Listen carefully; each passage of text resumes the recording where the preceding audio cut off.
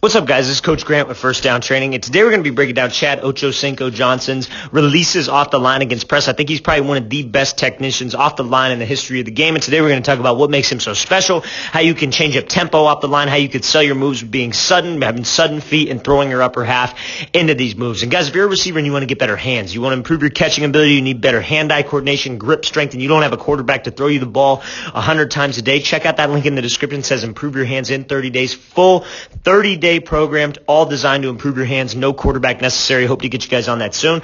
Let's get started. So the first thing here is this is going to be kind of like similar to like a diamond release where you would take 3 hard steps to the outside, trying to get this DB to turn his hips. It's the same goal. We want to attack this outside. We want to make sure that I'm selling vertical. He kind of gives this little bit of a tempo change, then throws this 1-2 to the outside, right? So Ocho Cinco does a great job of using tempo off the line, right? I think that's something that's so underrated in so many things, and I think that's why he's such a big fan of Devontae Adams, because it almost reminds me of him when you see the way he approaches releases, when you see the way he reacts and how he is able to gather info on certain DBs. So let's watch this thing full speed. So again, he comes off kind of slow, bursts up again, and makes that sudden cut, okay? So now when he comes off the line, you see how he's kind of attacking this outside, working to close the gap with this DB, right? Just trying to get him on the defensive, trying to get him on his heels, trying to see how he's going to play this thing, right? And you see where his eyes are, right? This whole thing, he's just gathering info. He's just gathering data on this DB, seeing how he's going to play, right? Because a lot of the times in this situation, it's about reacting. So you see how he's closing the gap with him. He's making it real uncomfortable. This DB tries to jump and he tries to choke him right now. We just react and we just break this thing back up to the inside. We're gathering info. We got a plan for it. So now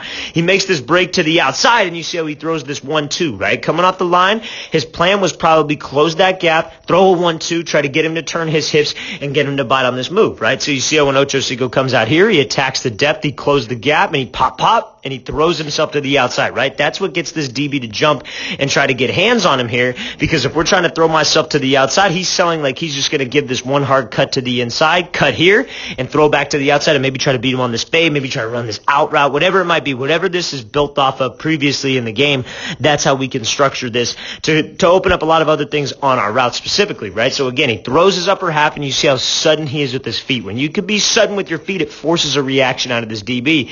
And when a DB lunges at you, fellas, you see how he's kind of off his platform, right? He's outside of his frame. I think that's a very a thing that we need to really put a huge emphasis on, especially when we're working releases where we use tempo, because we want to try to get this guy off his platform. We want to try to get him to lunge at me, because if he can lunge at me, he's off balance. All I got to be able to do is avoid. And you see when Ocho Cinco throws that move here, he avoids to the inside. He gets this DB to almost whip, and then I'm able to accelerate back up to the inside. This is a great route here by Ocho Cinco to Chad Johnson.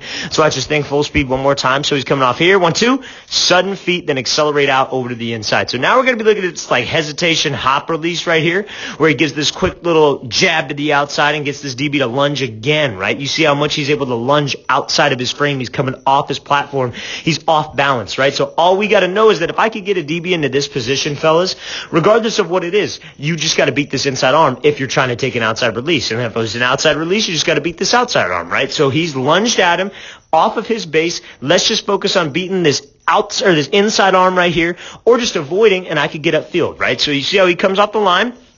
And again, DB's in this like catch technique, right? He wants Johnson to run up at him, get hands, and try to reroute him. So what we do is we take it right to him, but I change up the tempo. And Ocho Cinco is such a fast, explosive guy that when you change up tempo when you're on the faster side, it really screws with the DB's mind, because he's expecting you to change up tempo and then just burst. But if you change up tempo, give him a little shake, give him a move, give him a 1-2, it can get him to jump to other directions, right? So you see how when he comes here, he gives this little hesitation hop, changes tempo. This DB doesn't know how to react to this thing, throws this quick jab to the outside, right? Now we just avoid, we get that DB again. You see how he's able to almost swat with this offhand, get him off, get those hips to lock, and then I'm able to accelerate upfield and run this route. That's a great release here by Chad Johnson. Let's watch it again full speed one more time, right? You change up the tempo. We change up the tempo with this DB. I hesitate, I attack him, I attack his midline, right? That's where we want to go in this situation. If you're coming off the line and you work this little almost like, let's say for example, he's inside leverage, right? I'd maybe want to hesitate and work that kind of like almost squirt release to where you attack his midline, because when you attack his midline, he's going to do one of two things. He could either try to come at you like he does here. We got to have a plan forward and avoid, or he could backpedal or back up or just stay flat-footed, right? So again, we come at him here. He tries to jump me, he tries to choke me off the line. I got a plan for that. I'm going to swat this hand. I'm going to make his hips lock out, and then I'm going to burst up and get to this route, whether it's a quick slam, whether I got to restack, run a post, whatever it is. But we got to hesitate, gather info, see how he's going to be able to come at me. I put my foot in the ground, and then I just go. You got to make sure that we're reading a DB. Anytime we hesitate off the line, right? You hesitate, we're reading the DB. We see the DB's going to come at me, give this little head fake to the outside, swat him by, and then let's burst up field. It's a great job here by Chad Johnson. Let's watch it again, full speed one more time. So he hesitates, gives him that wide step jab, and then now we're going to be taking a look at this on a slant right here, how we can work this. So same idea, but now we're in a little bit more like we're in this gray area zone right here where this DB's got to address us or he's got to shuffle with me. And this is a very dangerous spot to be in for a DB. So let's talk about it. So this is like the same idea if you work that like slide release that everybody loves to work, but you see the range that Chad Johnson's able to stay in right here. This range is the most important part of this release because this DB is going to have to do one of two things. He's either going to have to shuffle with them or he's going to have to either come at him, right? And if he shuffles with him, we know we got him in open space. Let's give him a move. Let's give him a shake with my upper half like Chad Johnson does here. And you see how he throws him out. He throws his body out wide. He gives him this quick left, right, and he really throws his upper half. He commits his shoulders to it. He commits his eyes to it. That's what's going to get this DB to turn his hip because there comes a point in every DB's rep, every rep done by a DB, where he's got to eventually turn his hips. And when he turns his hips, we got to be able to make him pay for it. When he opens up that gate a little bit sooner than he should have, we got to make him pay for it, right? So now let's talk about another situation here because we slide and we're in this range, right? And he decides to watch my hips. He decides to shuffle with me. He's a little flat-footed. But if he keeps those feet moving and shuffles out with me, that's when I give him that shake, and I give him the same one too. Now let's talk about the other situation because, again, releases are a lot about reacting. Releases are very reactionary. So then let's say here he shuffles out to the outside, and this DB tries to jump him. This DB tries to choke him. He tries to get hands on him and come at him.